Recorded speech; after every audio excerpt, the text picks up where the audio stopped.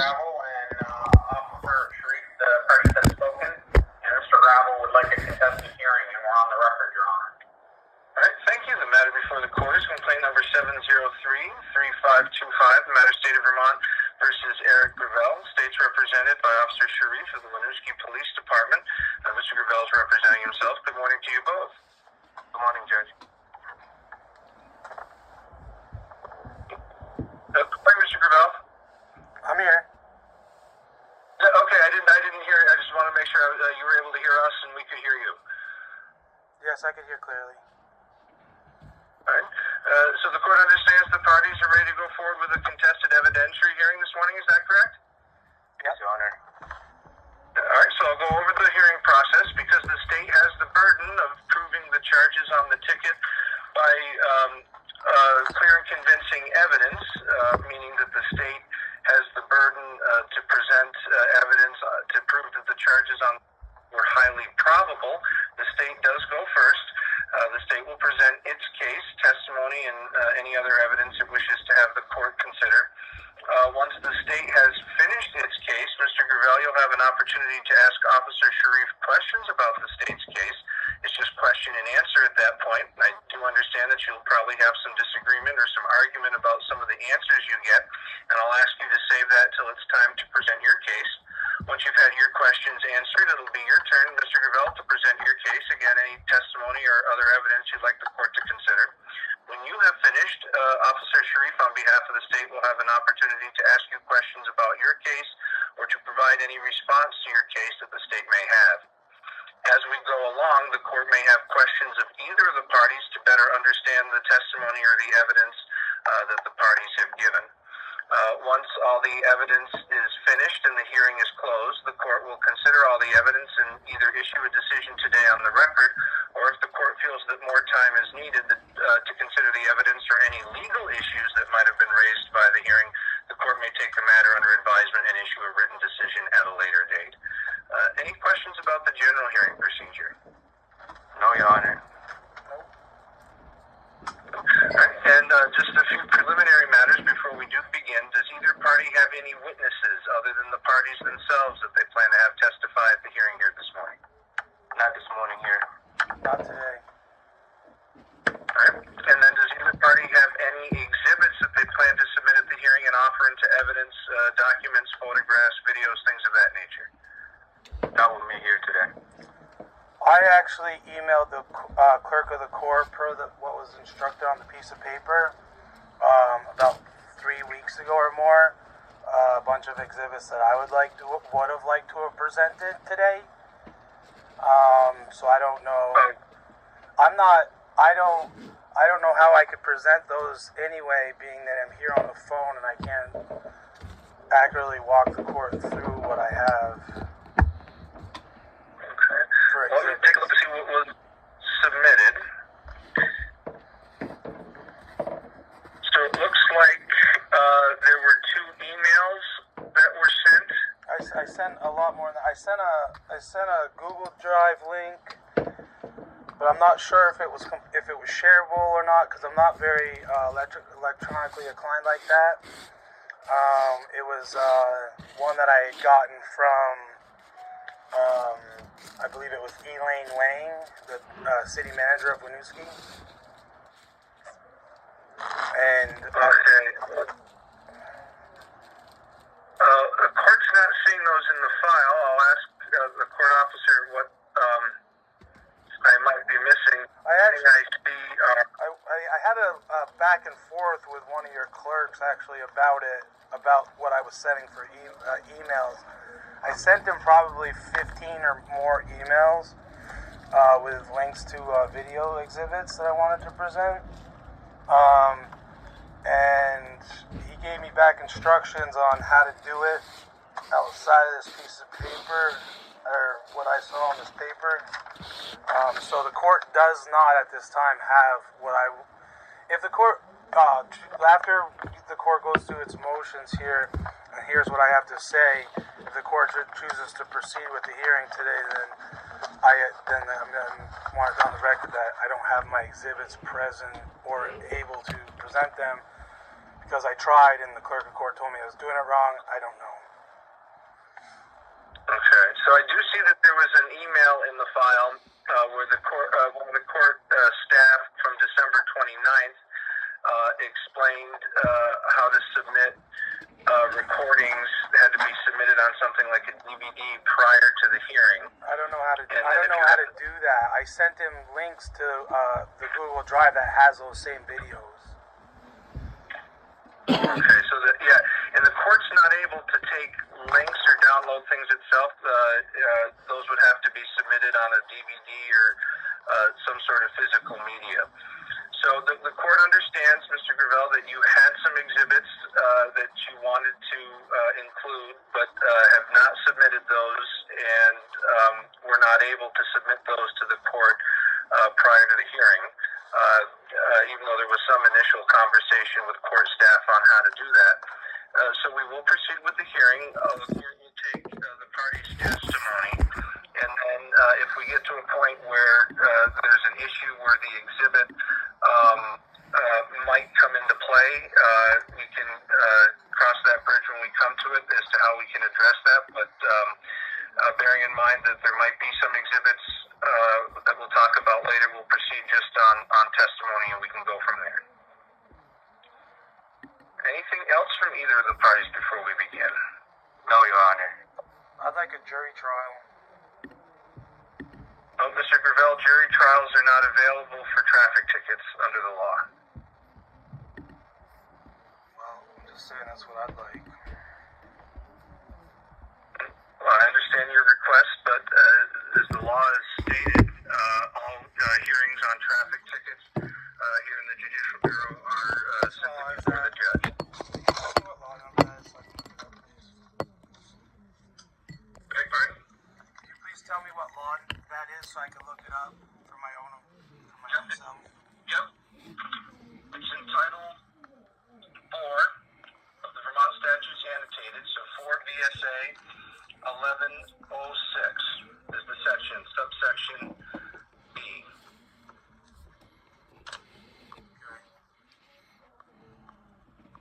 The hearing shall be held before a hearing officer and conducted in an impartial manner.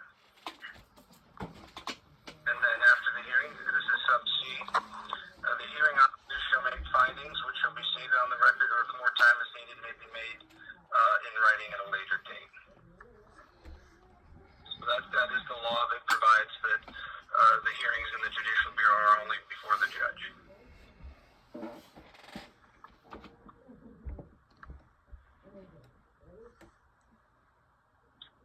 Anything else before we begin?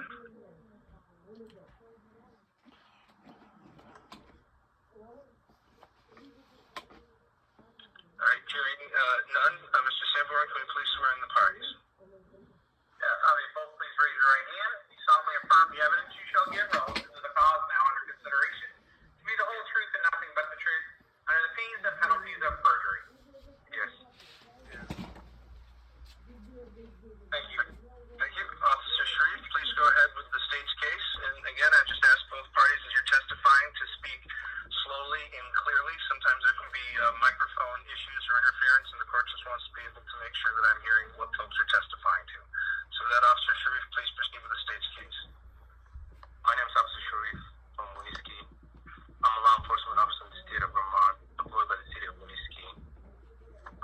I became a law enforcement officer. I graduated from the academy in February 2022, so approximately 3 weeks before this case. I'm certified law enforcement officer in the state of Vermont. On March 22nd, 2022, approximately 1936 hours, I was on a routine patrol with my FTO, Officer Owen Dugan, and we were going north on Weaver Street. But before we got to the intersection, we observed a truck that failed to make a complete stop at a posted stop sign, Weaver and West Spring. I activated my emergency blue lights and attempted to conduct a motor vehicle stop. The truck failed to stop, failed to yield, continued to drive all the way to the party's residence. And I identified the operator to be Mr. Air Gravel, and that night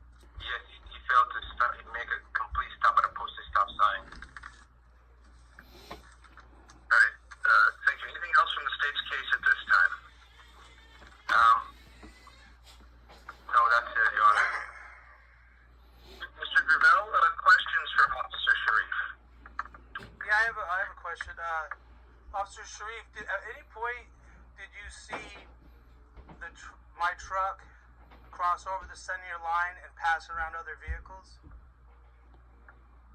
Yes. Did you say yes? Yes, Eric. You know we're under the penalties of perjury here. Yes, Eric. Do you have a officer body cam footage or police cruiser footage to show that I ran the stop sign or that I went around other vehicles? We don't have a cruiser camera, but I was with my senior officer Dugan with me that night when we observed you failing to stop at the stop sign. And I also charged you for eluding a police officer. Did Officer Dugan provide a statement to back up your statement that you're presenting today? It's my case. Okay, but you just stated your cruiser has no camera on the front, and your body camera clearly didn't catch it, the stop sign or going around other vehicles, and you don't have Officer Dugan's statement to support your claims. Is that true? It's in the affidavit. Okay, but Well, the affidavit, just a minute, gentlemen, the affidavit's not in evidence. The only evidence the court has heard so far is Officer Sharif's testimony. There's been no other evidence. Well, Officer Sharif's testimony in his affidavit that goes with this case stated that I went around other vehicles. Yes. But there's no proof of doing either of those infractions. I witnessed it. Officer Dugan witnessed you failed to stop, and you still continue to go with my blue light and siren and a marked cruiser, and you went about quarter mile before you hit. Officer Sharif. I just want to make sure that parties understand any other matters that might have related to other charges that are not a part of this proceeding are not really relevant to the stop sign charge. Well, the stop sign charge was the underlying offense that resulted in all the other charges, and clearly there's an issue here of credibility and lack of evidence. No, the court understands that, and so the court, the state's presented testimony to the court that it observed. I wasn't done that. Go ahead. Yeah, sorry, Mr. Gravel, just wait. The court heard the state testimony that the officer observed a truck that was identified to be operated by you failed to stop at a posted stop sign. That's the underlying charge that we're here to discuss today. And it's your time now. You're asking the officer questions about other matters that revolved around the situation, and you're certainly entitled to ask questions to probe to the officer's credibility. I just wanted to make sure that the parties understand that any other operation that might have been observed or any other infractions that might have given rise to other charges are outside of what the court has to decide today. The only thing the court is deciding today is whether or not the state can prove that Mr. Gravel failed to stop at the stop sign. I just want to make sure we understand that's the only thing that we're here to determine today. Then I moved to strike the rest of Officer Sharif's statement because he went out and slandered my character, saying I was eluding and I was under the suspicion of DWI, charges for which the state dismissed without prejudice, that resulting in an internal affairs investigation on these officers' conduct that night. And that's why this court hearing was delayed. You're breaking up, Mr. Gravel. The court's having a hard time hearing you. I did understand that you objected to some of the testimony that the state offered I moved to strike it down because you, just like as you stated, the only thing we're here to discuss is the stop sign. Officer Sharif utilized the charges that he wrote against me that night to paint a different picture of me than what my perception was that night. And I would like to point out that the state dismissed all charges. So therefore, there must be some credibility issue going on there. And for you to say it's irrelevant to this case, I don't think that's founded either. Well, it may be relevant to the officer's credibility, and you can ask questions about that, but the court's not going to make any findings or any conclusions as to anything other than whether or not the stop sign violation had occurred. Well, then I'd like to continue questioning Officer Sharif.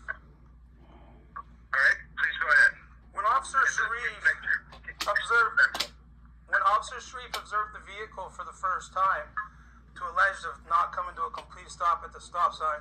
How far were you down the adjacent street or whatever, like non-parallel street that you were on? What street was it?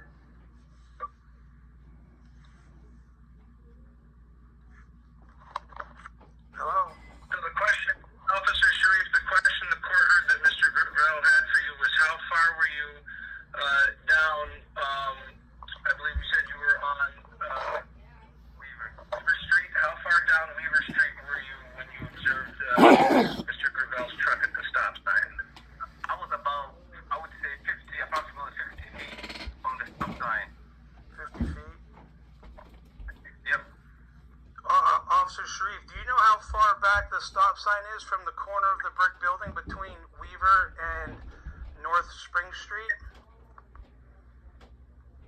It's St. Peter's, and no, I did not. Or whatever it is. The sign was alleged to have failed to stop at. You do not know?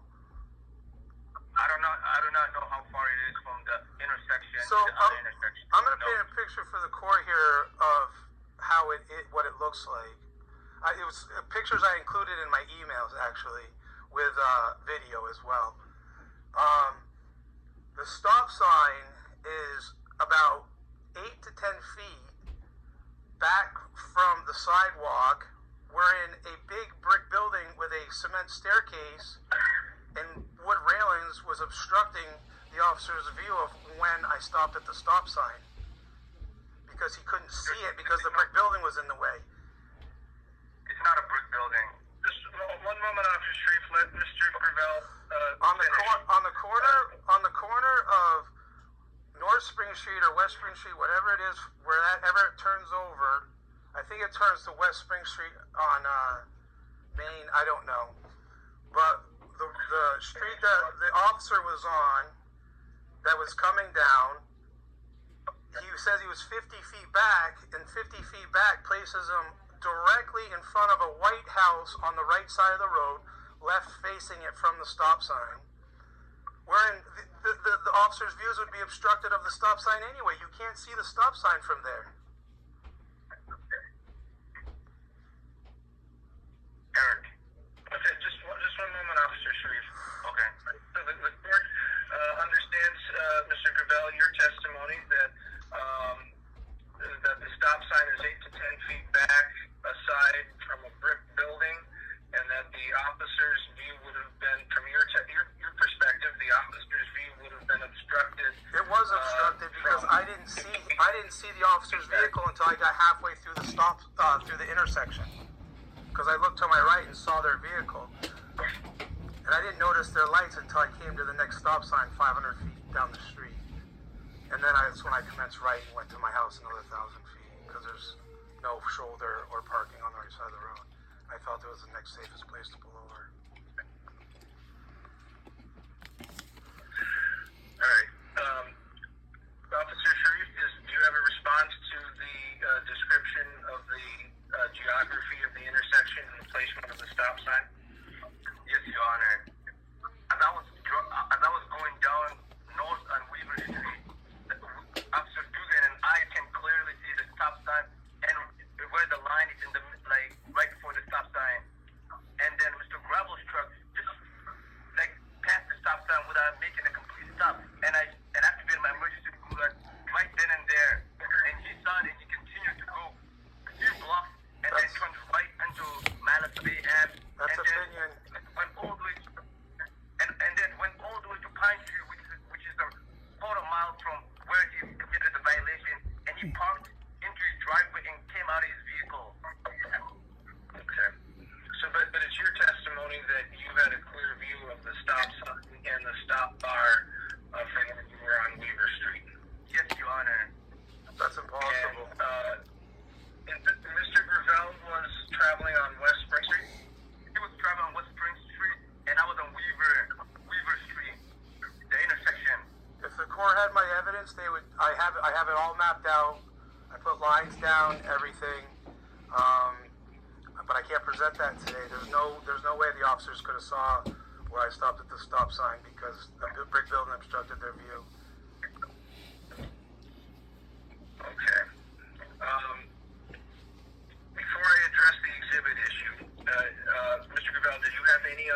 questions for Officer Sharif or any other argument or testimony that you want to provide here today? I just want to. He said that Officer Dugan was his training officer. Yes. Does Officer Dugan train you in de-escalation exercises training? We get trained in the academy and here as well. So you said that Officer Dugan, I pulled into my driveway, I refused to stop in that 1,000 feet where you say quarter mile. And you say Officer Dugan approached me after I got out of my vehicle. Did I offer to allow the officers to pat me down? Officer Dugan to pat me down? Immediately? Up to verbal back and forth. Okay. We had to like grab your hands to put you under arrest. When I attempted to record Officer Dugan, That's the criminal part of the case. Yes, gentlemen, I think we're getting a little far afield here. well, the thing is it's all part of the case because it's all relevant because the stop sign infraction is the underlying foundation of the stop, which resulted in charges because these officers were emotionally driven, and when I went to record them, they threw my phone and escalated the situation, which resulted in fabricated charges, which resulted in an internal affairs investigation. So I don't think this is the proper venue to have this ticket seen in. I think it needs to go to a trial. Well, this is the proper venue under the law, and again, in Title 4, Chapter, I'll give you the exact chapter. So, in Title 4, Vermont Statutes Annotated, Chapter 29 of the Judicial Bureau, this is the proper venue for a traffic ticket for your failure to stop at a stop sign. And the court's trying to focus the party's testimony as to the issue, whether or not the defendant failed to stop at a posted stop sign as required by 23 VSA 1048B. That is the issue that is before the court here today. The court understands that the state is testifying that the officer witnessed visually the defendant's vehicle failed to stop at the stop sign and the stop bar. I also understand that Mr. Gravel has explained the geography of the location of the intersection and had some demonstrative exhibits that would show where the stop sign was relative to where the officers were, and has not had an opportunity or has not been able to submit those exhibits here for the hearing ahead of time. So what exactly are the nature of are they drawings or photographs? What I did was, so we'll go off Officer Sharif's statement of 50 feet, right? What I did is I took a tape measure and measured from the corner to the White House where I observed the officers as I was coming halfway through the intersection, and with projection, I guess, or what would be with the movement of their vehicle and my vehicle. If my vehicle went 10 feet from a stopping position and they were already going, then they must have traveled at least 10 more feet. So my exhibit is that I'm showing a tape measure distance from where I first observed the officers, right, and then and how far back it is, and my others are, I took a purple line, I went from the corner of the brick building and went exactly square with the stop sign, and then the distance to show that, and then to go back to the stop sign, I took pictures from the stop sign to show that you cannot physically see that stop sign from the location where the police officers were at the time they say that they saw me run through the stop sign or roll through the stop sign. May I ask? Okay, Officer Sharif, yes, you have a question. Yeah. May I ask what he did all those measurements? Because the 50 feet, I just said that like 10-15 minutes ago, and I did measurements as back as far as where I saw the officer's vehicle for the first time. When did you do that? Because the 50 feet just came in 15 minutes ago. That's irrelevant. Are you implying I'm perjuring to the court right now about what exhibits I plan on presenting? It's a question. Right, so I think as I understand it, Officer Sharif, you testified here today that it was your estimation that you were 50 feet back from the intersection. Yet Mr. Gravel testified that there was a certain location, which was the first point that he saw you when he entered the intersection. And as I heard Mr. Gravel testify, he took measurements from how far back it was from where his car would have been in the truck, rather, in the intersection to where he first saw you. So they may not be one and the same, but it's evidence that both parties want the court to consider. The court understands is Mr. Do I have that correct, Mr. Gravel? Yeah, well, I didn't base it under footage. I didn't base my measurement under the feet that he was. I based it on where I observed his vehicle, and it was right in front, directly in front of this white house with the driveway to the left, like is right where I saw him, and that sets back. So that's what I based all of my calculations on, not footage. And that's why I couldn't tell you the exact footage from the stop sign to the corner of the building or where the officers would have been able to observe the vehicle, because my point of my exhibit was to show back from where the stop sign was, to take a picture in the direction of where the cops were, to show that there's a set of concrete stairs with a wooden railing and a brick built right on the corner, and with a brick building right there that was obstructing the entire view of my vehicle. All right, thanks. So I'd like to try to bring this to a point, but before I do that, is there any other testimony that either side wants to offer here today? Well, I haven't had an opportunity to testify yet. Okay, well, I did hear you testify about the location of the stop sign and the intersection. Was there more that you wanted to present? Well, my main point of this is the credibility of the officer's statement of events that took place that night. And the report wasn't accurate, complete, or detailed at all. And you don't have the report in front of you, so you can't even read it to tell. And that's one of the reasons I brought up the going around vehicles and over the center line, because the state interpreted the eluding language as careless and negligent, because it was a copy and paste from the careless and negligent statute to support an eluding charge. So the state additionally charged me with careless and negligence instead of just eluding, because of the language of the passing around vehicles and going over the center line, for which I feel Officer Sharif perjured himself on today. Well, that's what I want to make sure I understand. Is it your contention, Mr. Gravel, that because the related other matters that were related to the initial stop sign allegations were not fully prosecuted in another court, that speaks to the officer's credibility? Nope, that's not what I said at all. Clarify to me then, please. What I said is the officer's credibility. The officer has no credibility in this because the report is not accurate, complete, or detailed, and the officer doesn't have any evidence to back up his claims. No video evidence, no training officer report to verify that what he's saying is true and correct. And this court can't just base their decision on the fact that this officer took an oath to the Constitution and look at it in a more favorable light than it does to me, a public individual. Right. No, I understand that, and those, as you mentioned, those reports are not in evidence. The only evidence that the court has heard relative to the violation is the officer's testimony as to what his visual observations were.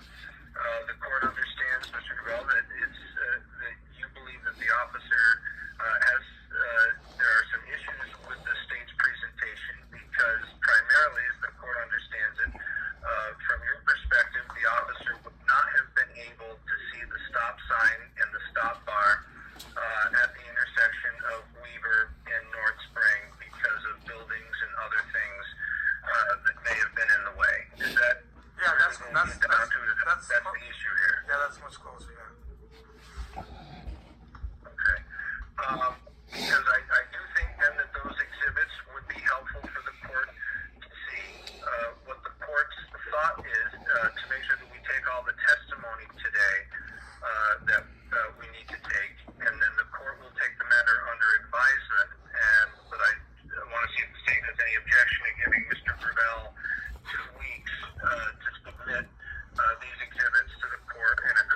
think so. to the state, and then the court will consider all the testimony and look at the exhibits, and then the court can make a decision. Yes, Your Honor. Whatever he has, everything he has. And so then I have to ask the court, is the court going to now ask Officer Sharif to provide his report and the report of his training officer, Dugan, even though he actually chose not to provide him during this hearing? I have the arresting affidavit for you, arresting you for you right now. Mr. Officer Sharif, please let the court respond. So, Mr. Gravel, what you're speaking to is things in the vein of what we would call pretrial discovery. And under the rules of procedure in the Judicial Bureau, because these are summary proceedings, there is no pretrial discovery automatically without permission of the hearing officer.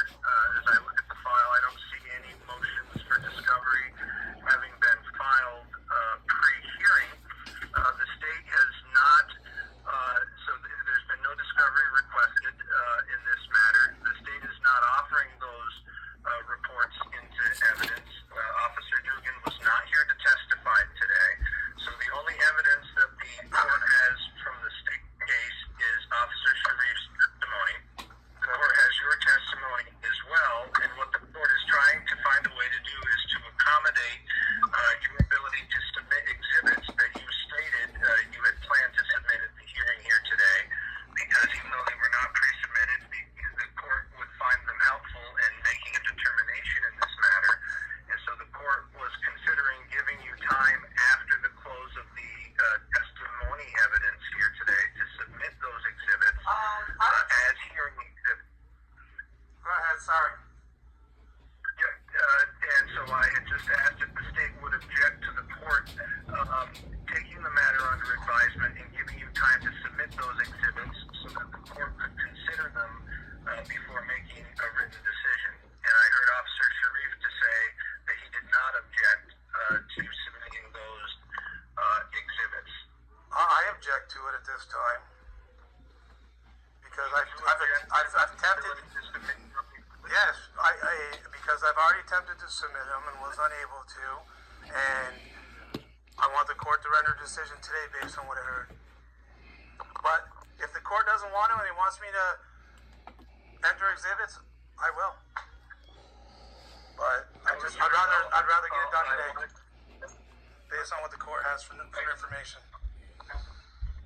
So Mr. Gravel, do I understand that you'd rather not take advantage of the ability to submit the exhibits, that you'd like to have the court make the decision today just based on the evidence, the testimony? Yeah, I don't think the state made its case today.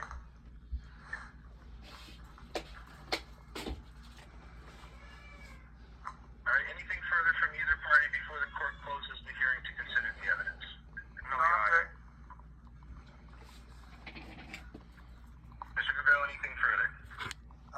I think we need a more appropriate venue where all the information can be listened to, but other than that, no. Well, thank you both. The court's going to take just a brief recess to consider the evidence, and I'll be back in a few moments with my decision. Yes, Your Honor. Thank you.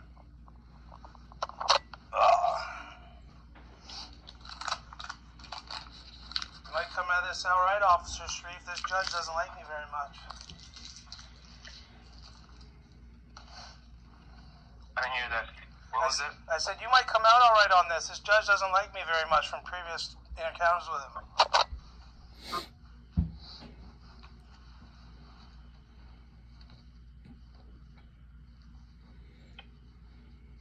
You did good for your first time.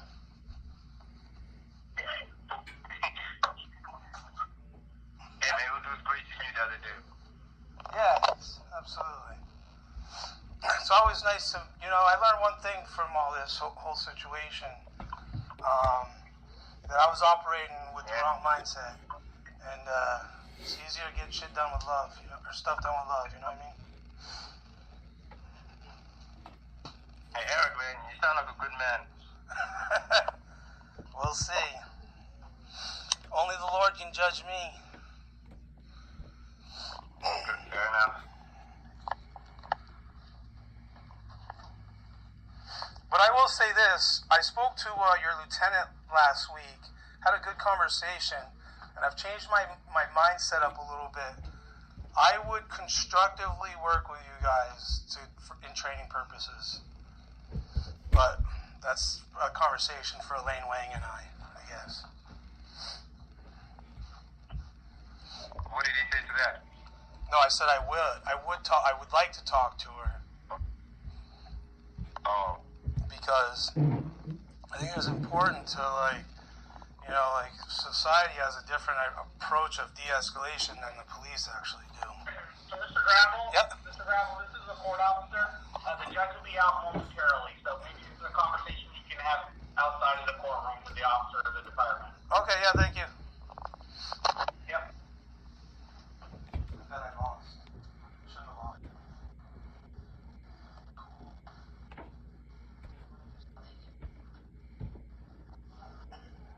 Anything further while the court is issuing its ruling. The court makes the following findings by clear and convincing evidence. Officer Sharif of the Winooski Police Department is a certified law enforcement officer in the state of Vermont, having graduated from the Vermont Police Academy in February 2022. Approximately 3 weeks later, Officer Sharif was on routine patrol on March 22nd, 2022 at approximately 19:36 hours on Weaver Street in the town of Winooski, approaching or somewhere near the intersection with West Spring Street. West Spring Street and Weaver Streets are public highways as defined by Vermont law. Officer Sharif was on patrol with his field training officer, Officer Dugan. At approximately that time, the officer observed a truck enter the intersection of West Spring Streets and Weaver Streets, and the officer believed that he saw the truck fail to stop at a stop sign with a marked stop bar before entering into the intersection.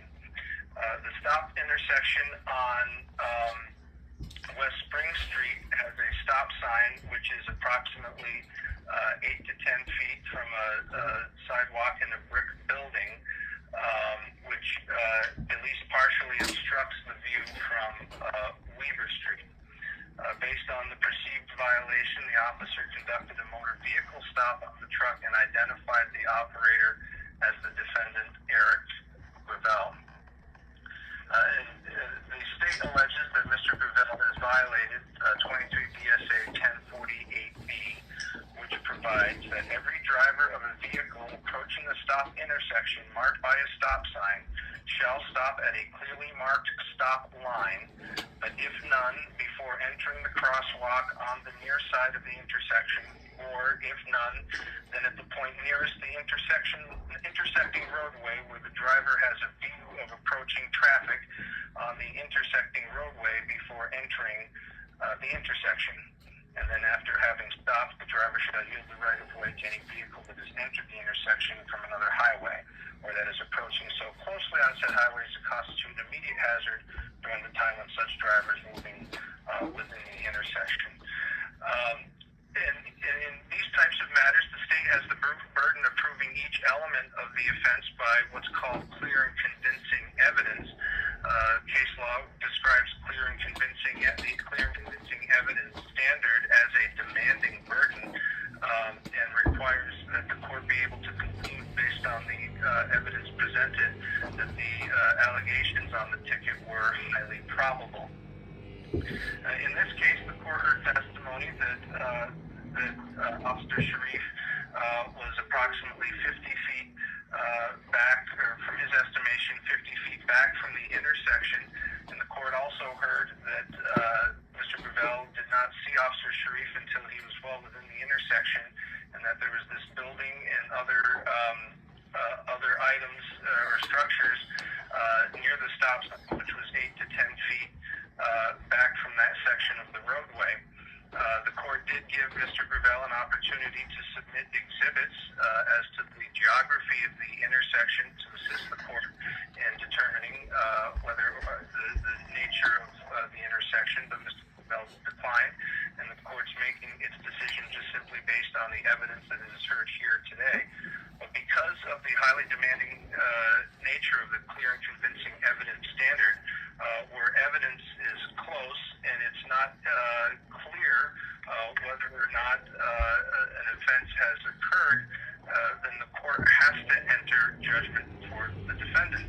And under the facts that have been presented here, it is not clear to the court exactly where the stop sign was. The court understands that the officer saw the truck enter the intersection, but given the description of the buildings, the location of the stop sign, where the stop bar may or may not have been, as required by the statute, where the individual is required to stop, based on the evidence the court has heard today, the court is unable to conclude that the state has met its burden by clear and convincing evidence.